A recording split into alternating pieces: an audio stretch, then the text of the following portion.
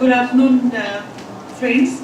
And we are just discussing that some important listeners are more than maybe 100 other people, and lot many sessions are overlapping. However, so I write in Odia, a language in India. This is the western part of the country, and that is the eastern part of the country. So I would be reading a story to you, not a story exactly, excerpts of a story, because story will take a long time. I'll take 12 to 15 minutes basically. So this is excerpt of a story. The background of the story is that, like in India, in Odisha, like India, there has been a lot of displacement and rehabilitation because of industrialization and mining. The background of the story is that, and a lot of it is happening in Odisha, basically the western part of Odisha, where there are forests and hills and jungles. Lot of old inhabitants have been displaced and been put somewhere else. So this is the title of the story is Wild Jasmine. Wild Jasmine is in Odia the title is Pure Full. That is a flower which is predominantly grown in Madhya Pradesh, Chhattisgarh, Odisha, Bihar and Jharkhand, in the hills and forests. Basically whitish kind of flowers, very tiny flowers and very fragrant, and they bloom in the evening, in the night. So the protagonist of the story is a woman, Reena, who is an Anganwadi worker. Anganwadi is a scheme in India to facilitate play schools for children. And she doesn't belong to the western Odisha, she is from a coastal part. And she and her brother are there together. And the brother is helping the activists who are against the displacement. And there are middlemen also, middlemen appointed by the contractors, by the industrialists to appease these people, then construct roads, construct some kind of habitations and all. So the story goes like that. I will be reading 3 passages of that. I'll start from the beginning to give a description of the place and the climate that I'm talking about. It's a very hot climate. It's around 45 degrees in summer. So this goes like this, Wild Jasmine. The forest was aflame. 45 Celsius. Yeah. Degrees, yes. Celsius. That's what is very hot. The forest was aflame. It was the second half of May and the temperature hovered around 45 degrees Celsius. The sky poured out molten heat. Like a thirst-tormented monster, the sun sucked up life from every living cell, in man, animal or plant. There was nothing they could do but surrender meekly to merciless nature. The newly constructed road snaked around the mountain. The work was still on at some places. A few villagers stretched out along the roadside. Small huts in a row reached into the forest. On their walls, made of dried branches and clay, rested low sloping thatched roofs. A few had tin or asbestos roofs. Halfway down the looping road stood an asbestos roofed concrete house with 4 or 5 rooms, which served as the Anganwadi as well as the primary school. It was also used sometimes in the evening for literacy programs for the elderly. Most children had stopped coming and the primary school was closed for the summer. But where were the children who used to come to the Anganwadi? The heat must be keeping them away, Reena guessed. They should have been there at least for their midday meal. The cooking gas has run out 4 or 5 days ago, and no refills were to be had in the village. The erratic supply of electricity had broken down completely and no one could tell when it would be restored. Cooking over a wood fire in that heat would mean getting oneself roasted. The house turned into a furnace as heat came streaming down the asbestos roof. There was no respite either inside or outside the house. Reena kept moving in and out, splashing her face from time to time with the water stored in an earthen pitcher. So now that this describes Reena and her Anganwadi and the place, and then it just happens that she meets the middleman, that is Ratan Singh, the contractor, who comes again and again to meet her on some pretext or other. And both of them try to be, he tries to be friendly, and somehow Reena also started feeling for him. And then Reena was worried about her brother also. The brother she is aware that he is with the activists, but she is also worried what is happening to him. And he generally goes away for 3-4 days and doesn't come. So another para, after skipping 3-4 pages I am reading. It was dark by the time Reena returned from the market. From a distance, she saw Tuku sitting on the veranda. Tuku is the brother. Where have you been? There was no news of you, Reena said with anxiety in her voice. I'll tell you everything, Didi. Give me something to eat first. Is there any pakhala left? Reena stood the bicycle against the wall and hurried inside carrying the groceries. She came out soon with a bowl of pakhala and a plate of fried potatoes. She put the food before Tuku and sat by him peeling an onion. What do these people think? Can they crush us under their feet? Reduce us to dust? They want to build their factories on our land and suck away our blood? Tuku muttered, looking into the darkness, as if thinking aloud. He had forgotten his sister sitting near him. His hand had stopped in the act of raising food to his mouth. His mind seemed to be elsewhere, and he appeared to have been gripped by some deep, overwhelming passion. Stop blabbering, Reena said. You have been wandering about for the last 2 days. You haven't even eaten in these 2 days. Finish your pakhala first. Her voice broke the spell. We shall fight, Didi. We'll not let them move even a step as long as we live. We'll fight to the last drop of our blood in our bodies, and after that you, Didi, you, and all the tribal women and girls must take the lead. Tuku said, still looking into the darkness as if he was making a prophecy. Well, as I had told you that the Reena and that middleman Ratan Singh had grown an intimacy, and Reena started thinking of him, and Ratan Singh keeps visiting her time and again. Well, this is one small episode that I am reading. Well, I must leave now, thank you. Ratan Singh walked back to the motorbike. He looked at Reena, smiled and started the bike. I shall come tomorrow. Reena could not understand if it was a promise or proposition. Her face reddened. Next afternoon, Reena was feeling a bit restless. She walked to and fro the front yard of the house many times, expecting Ratan Singh at any moment. Why should he want to come? She asked herself. What would she say to him if he did come? An unidentifiable disquiet has taken possession of her. But Ratan Singh did not come. Noon passed. The sun blazed down. Reena rinsed her face and hands, sprayed a straw mat on the floor and lay down. Suddenly the sound of the motorcycle reached her ears. She got up hurriedly and rushed out. Well, Ratan Singh comes and demands some tea and some snacks with that. Then he starts preaching Reena. It won't be like this much longer in this village, he said. Life will change. You will be able to get cash easily and there won't be power failures. There will be a bigger market and more shops. Better schools, maybe a college as well. And a hospital too, with doctors. The look of the place will change absolutely.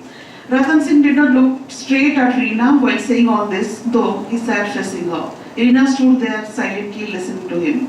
Do you know what we are doing here? We are constructing a road that will connect this mountain to the larger one behind. A real wide concrete road on which 2 large vehicles can move side by side comfortably. Not like narrow one you have now. The note of assurance in his voice had remained unchanged. Aren't they going to blast the mountain and dig mines there? Reena returned accusingly. Well, not exactly, but whatever will be done for the good of everybody. All the people living in these villages will prosper from the project, he said calmly. How will they be better off? They will get jobs, not just that. They will get cash, good clothes to wear. They will live like real human beings. They will become civilized. Ratan Singh went on. What do you mean by real human beings? Reena asked with acid in her tone. They are as much human as those you call civilized. They feel pleasure and pain just the same way as like others. Summer and winter have the same effect on them. The only difference is that they are poor. But they do not feel deprived in any way. Have they ever begged for your charity? Reena grew excited. Well, then some kind of discussion and talk goes on between them. I have to skip a little. Then Ratan Singh proposes, shall we go for a walk? Ratan Singh asked Reena in a tender voice. Will you show me around the village? Rina waited for a moment, turned and closed the door from outside and fashioned it with a chain. She stepped into her slippers and came down the 2 steps onto the road. They walked down the track that passed by the lake of the Anganwadi. There were no other houses in the neighborhood. The huts in these hillside villages were built one behind another in a row at a little distance from each other. One village was at least 10 to 12 kilometers away from the next. Whatever you may say, life is hard for these people here. Don't you think that they deserve a few modern comforts? Rathan's tone was calm. But why should they have to give up their traditional ways for the sake of these modern comforts? Would your people be prepared to do it? Rina's word erupted suddenly, as though they had been kept suppressed somewhere inside her for a long, long time. Can you claim that the life you live is the best? Rina went on. These innocent people mind their own business. They never hurt anyone or try to grab another's share.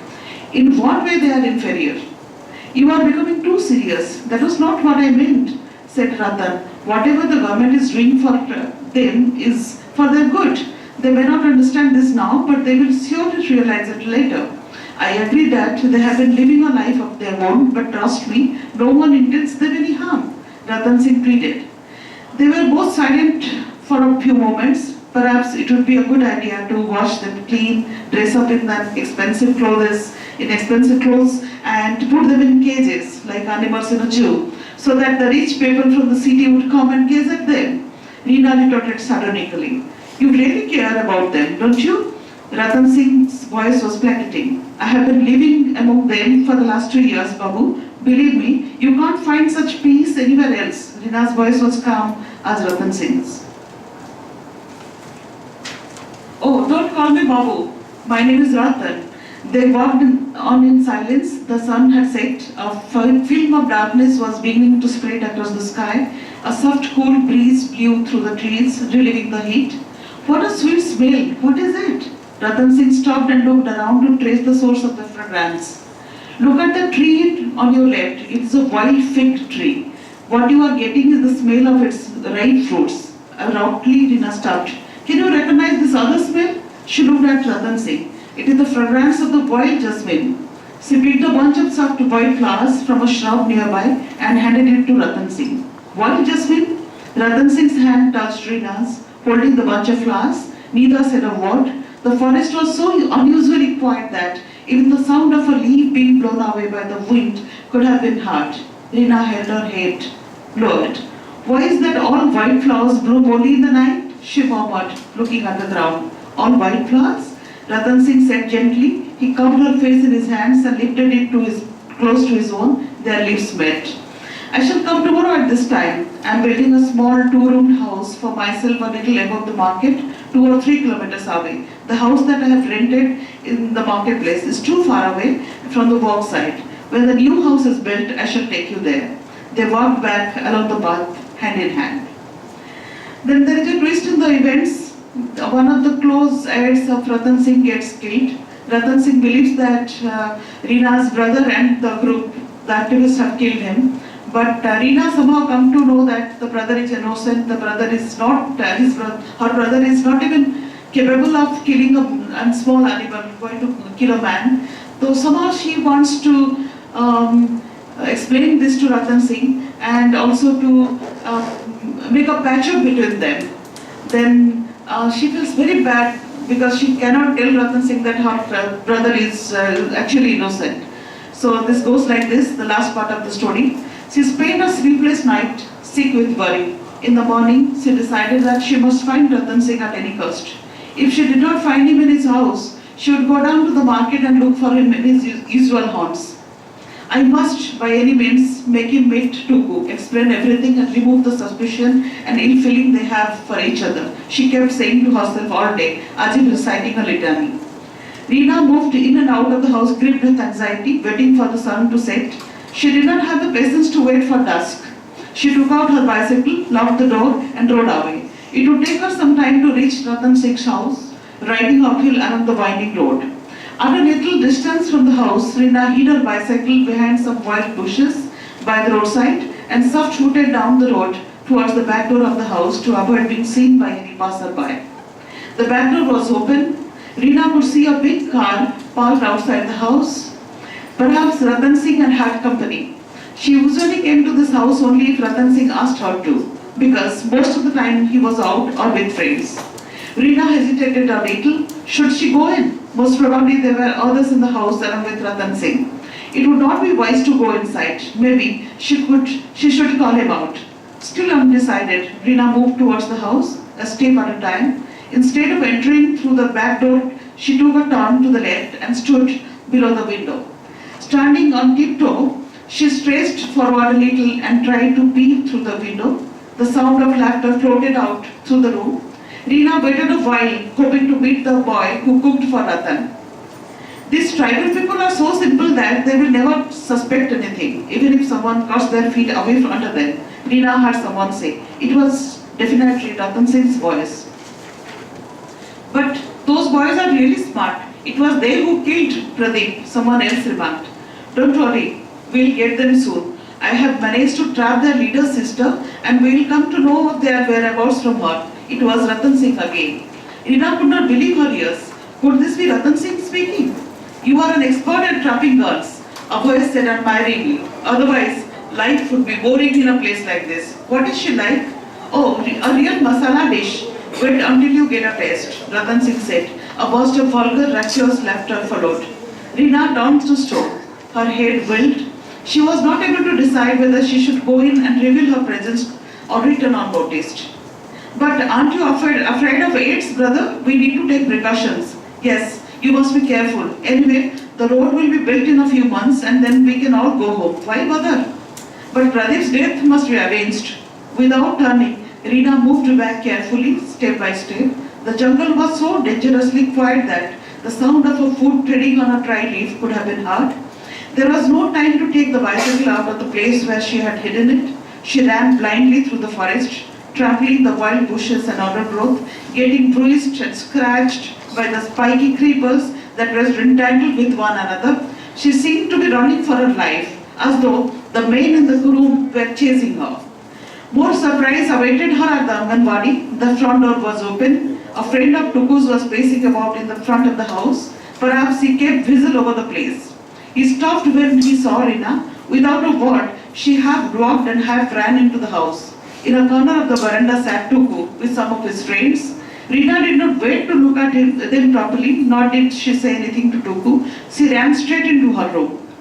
The 40-watt bulb in her room gave out a very dim light because of the low voltage. Reena stood before the small mirror hanging on the wall. She was startled at the sight of her reflection.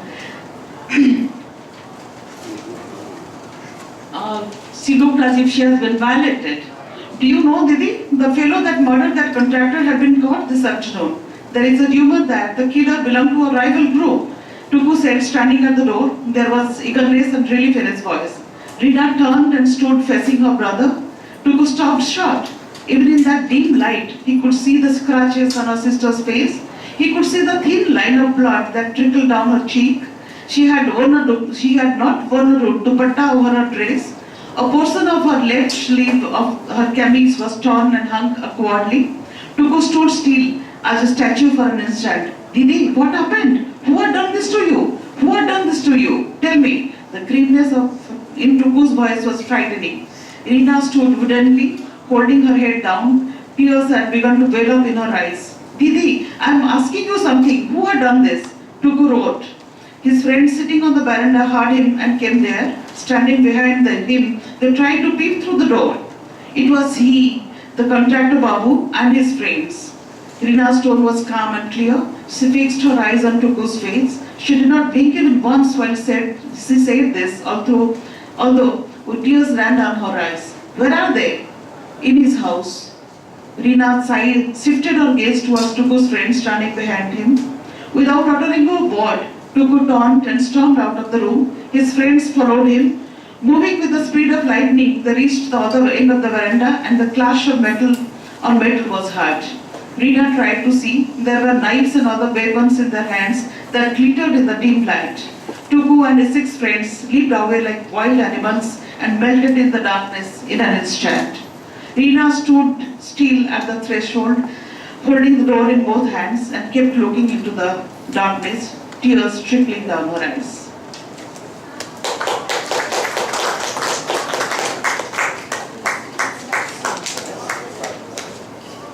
Thank you so much. Good afternoon. I always feel a little restless because I'm not a poet. I wish I was a poet and I could just read a poem and get rid away from this. Because I write short stories, but they're very long. And I don't want to, bore you with this long story.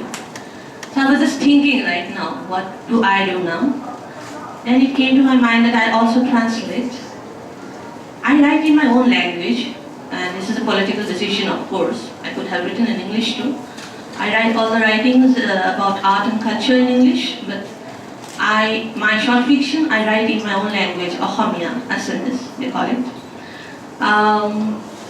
So there are, and again translated into English, of course. And while translation, some things get lost. So I'm never happy with the translation. And then I also translate from the folk and orals. There are many indigenous tribes in our region. I come from northeastern region of India. So I have translated the Machine folk oral poems, love poems, lullaby.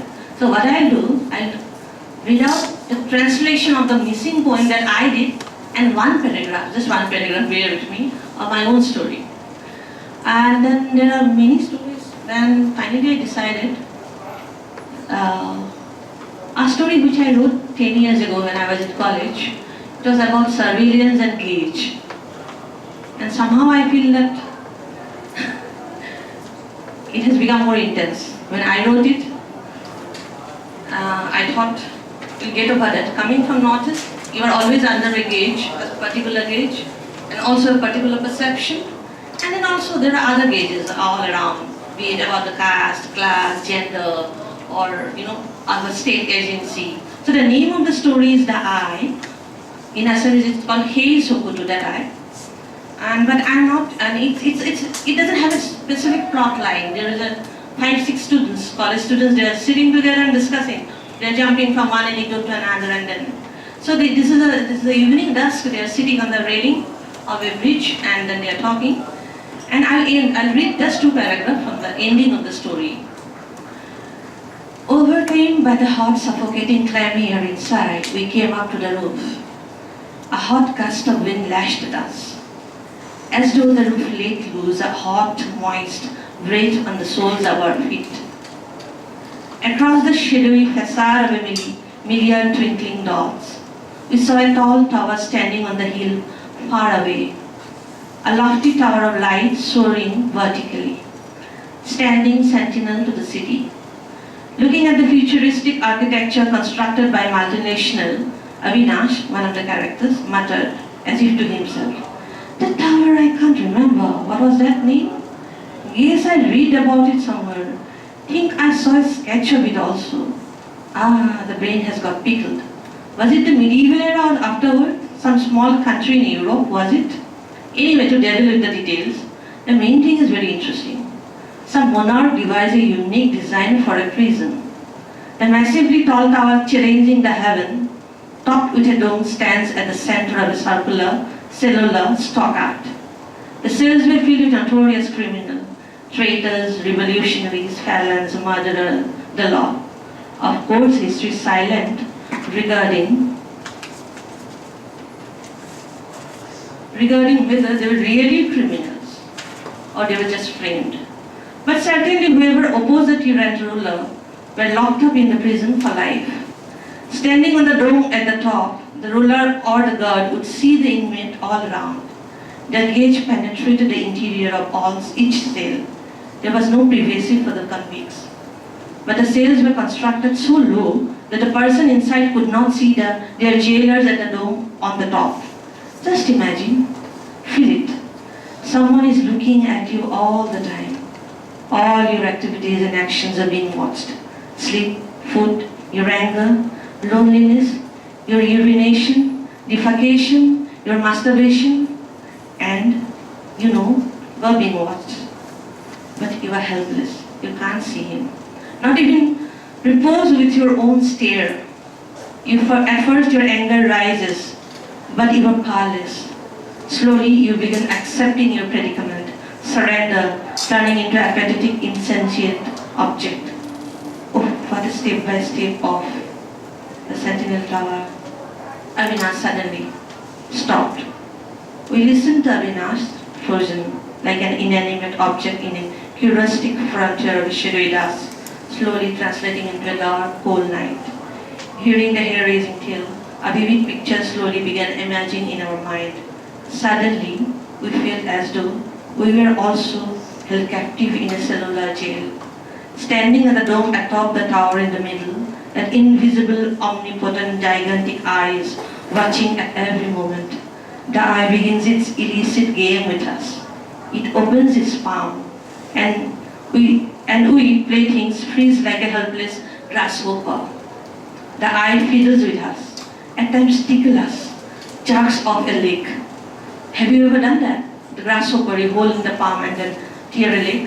That's a game we played in the childhood.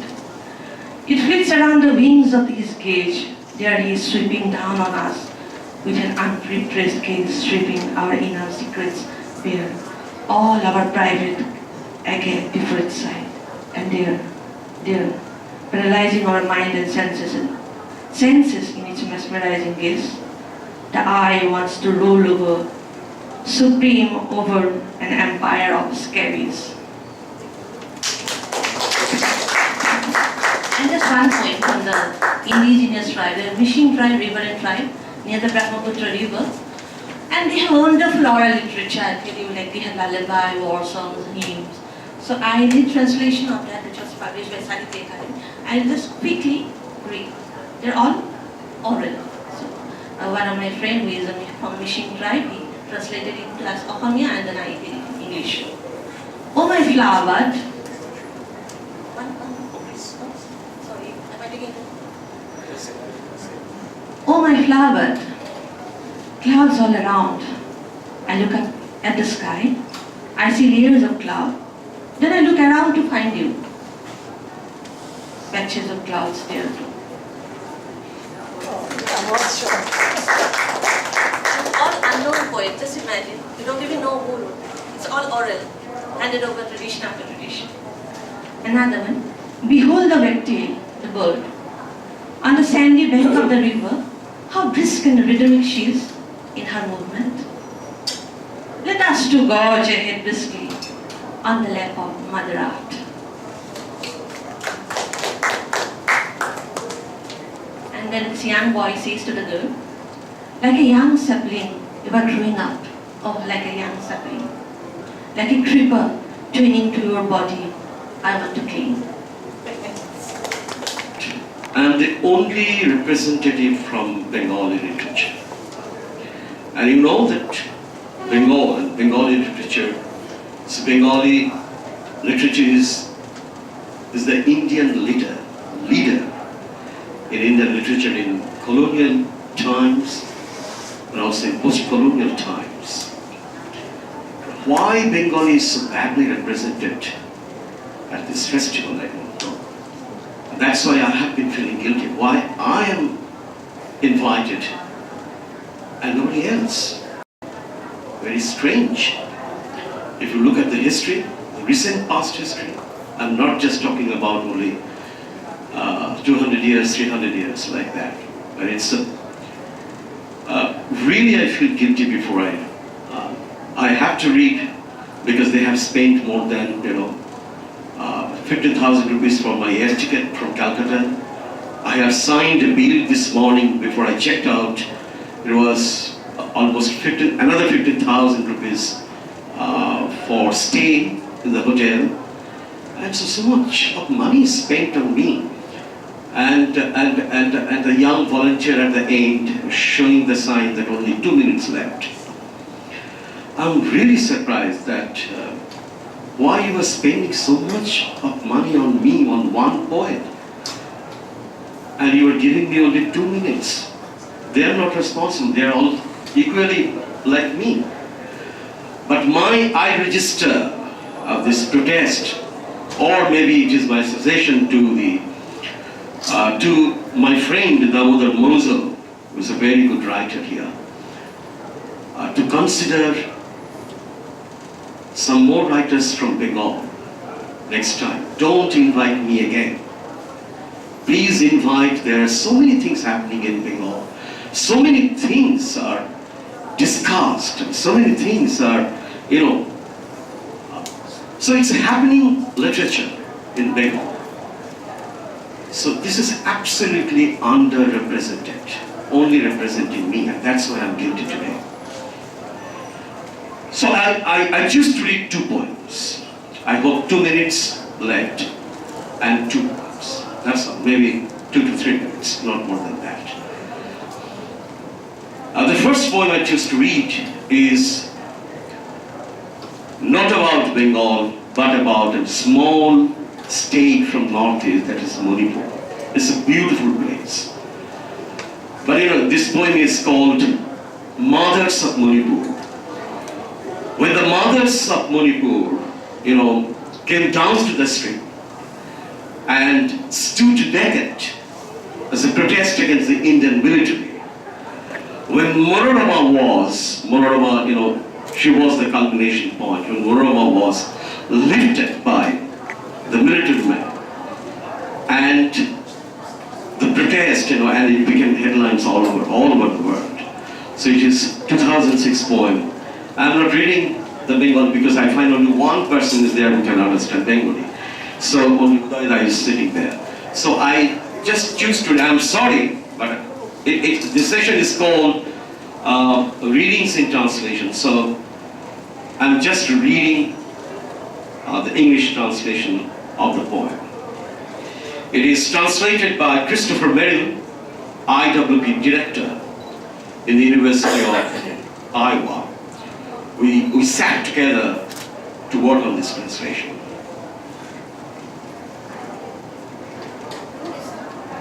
Naked, they stood up,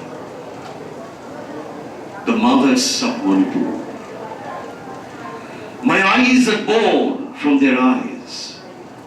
All that I speak is from them, from their music. Naked, they stood up, the mothers of Manipur. Can the army and the police do anything they like? Nobody is allowed in the streets. Only smoke goes by. Nobody can speak up. No way to protest. Naked they stood up, the mothers of Manipur. Army jeeps move around under the sky. Army jeeps sing our national song. There is unbuttoned in one jeep. A girl reeled into the jeep. Should the girl go home? Should the girl die under the sky? Police have erased her name. What's her address? A village outside Info. This is what happens every day. A girl is found unconscious. Her younger sister missing. Only their skirts flutter from the trees. But in the month of July, the limit is past. Naked they stood up, the breast milk givers. Let the world watch the veins in their chest. How do you feel when you see your own mother naked? As Assam rifles shut the gates, I feel as I did in the I feel the river Ganga streaming out hot. The mothers of Manipur redefined mothers. Where mothers walk naked in protest, colonels, commanders, what did you do? Do you think your mother remains mother? She is burning. She is burning. She is burning within every mother.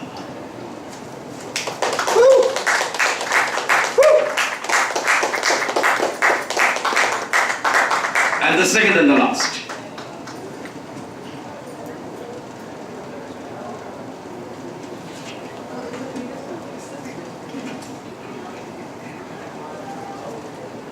This poem is called In My Bastard English. Sorry. Why bastard? Just one line to explain you. My father was a refugee from East Bengal, which is now Bangladesh. And I had a terribly difficult childhood. I was born in free India. But my mother, who ran and ran and ran, and along with her, I also ran and ran and ran. I don't know what happened to me. I was not supposed to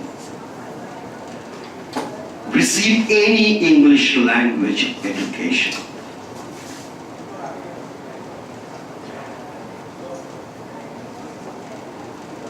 This is exactly what I stated at IWP. So they gave me Fulbright Fellowship last year. I was at IWP and I said that I was never allowed in my childhood to get English language education. It was because in India, you have been hearing English everywhere. You go down to the down roots, you find it's another India. Explore.